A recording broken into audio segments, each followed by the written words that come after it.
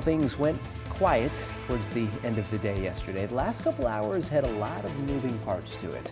I'm Ryan Kennedy. And I'm Alexandra Ray. Thanks for joining us tonight. So each session, the governor is allotted 5 priority bills, and only one of Governor Lombardo's properly passed. So Jaden Urban wraps up some of the governor's notable bills. The day of sine die at the Nevada Legislature left lawmakers busy and scrambling to pass bills before the deadline. All 5 of Governor Lombardo's bills were in different stages. His Nevada Housing Access and Attainability Act was the only one to officially pass through, but the bipartisan education bill was a favorable one. I thought that we moved the needle, especially on things like education. You know, I serve as the vice chair of the Assembly Education Committee.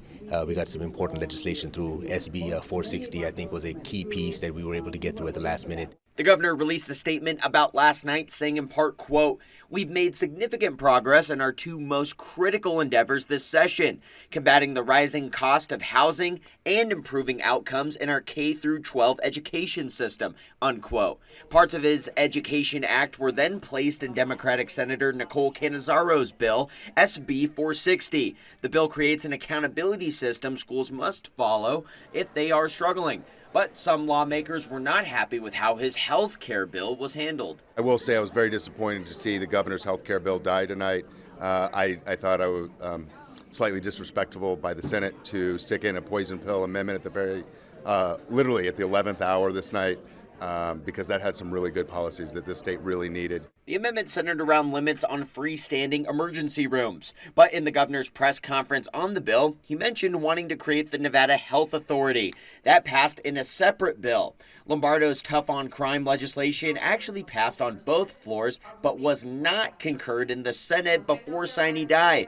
The bill was heavily changed and amended, but due to last-minute deliberations in the Senate, it wasn't concurred. And some think it's a good thing. That's kind of the problem when you run a piece of legislation and you don't work with anybody. Kind of like back in 2019, everybody worked together to pass good legislation. And that's actually been working. Crime's been going down. This was a bad, not well thought out piece of legislation. And frankly, it's good that it did fail. His last bill that centered around economic development did not move past its first hearing. Covering the story, Jaden Urban, 2 News Nevada.